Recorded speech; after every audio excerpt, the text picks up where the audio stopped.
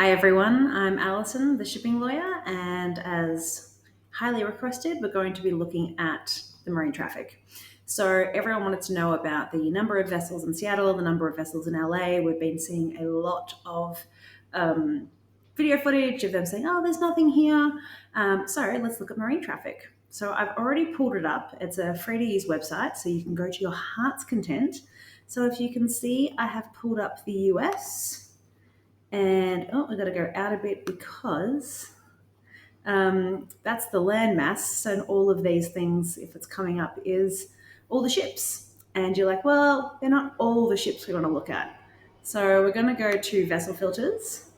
We're going to go to ship type. We're going to get rid of tankers and passenger vessels and high-speed craft and tugs and fishing and pleasure craft, and we'll get rid of the navaids and mystery ships. And if you see all of those green ships, they're cargo ships, right? And so if we look up the top here, this is Seattle. That's a lot of ships. That's a lot of ships.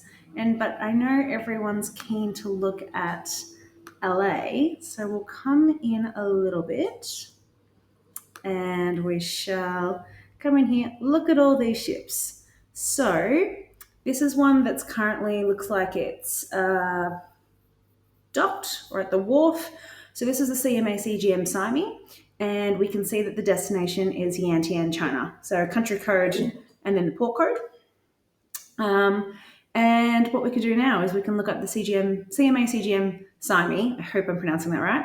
And we can look up what trade it runs on. So then we can find the vessel partners. Okay, now we're going to look up the CMA CGM Simi on the Voyager Finder on CMA CGM's website.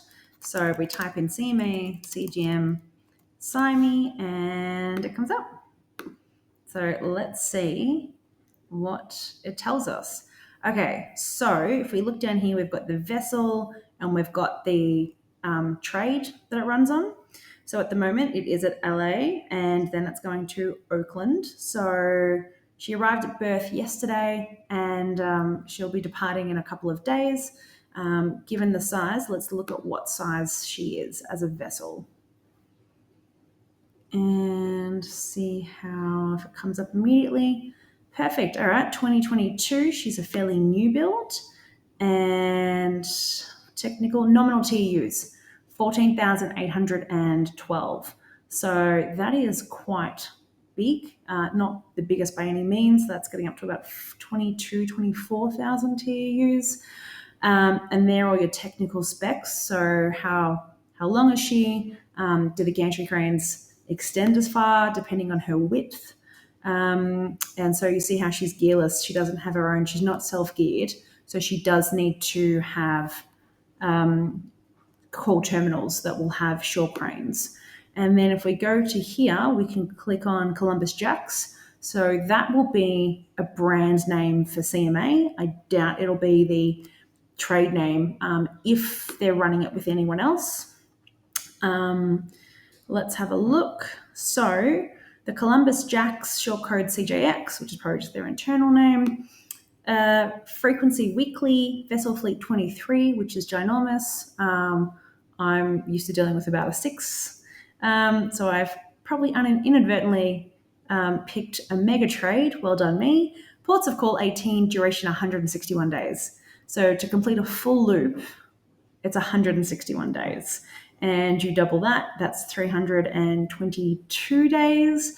So she can do 2 full rotations of her trade calls, assuming everything goes to plan, with about 43 days left spare in the year, just twice. That's pretty wild. So let's have a look. As you can see from here, this is what I meant by they show you where they go. So Los Angeles and Oakland, not to be confused with Auckland.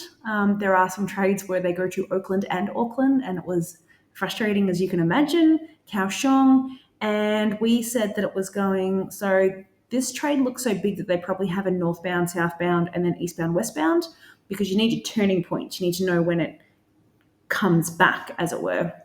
And if we look at this, she goes West Coast, East Coast of the US. So this is indeed a mega trade. Let's have a look.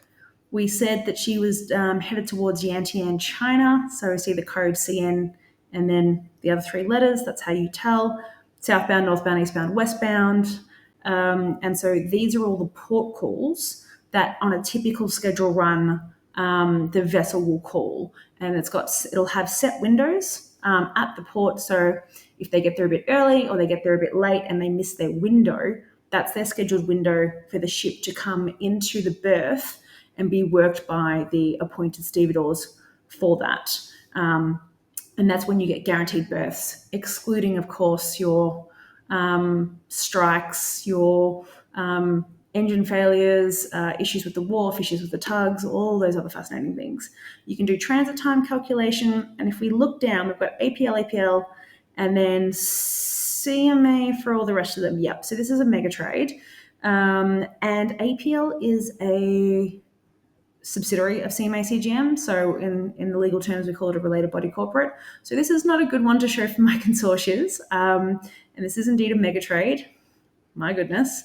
So I hope that this picture here really demonstrates how you can go and see how structured it is, and that it's very rare to omit a port, but I'll get into that in video 3.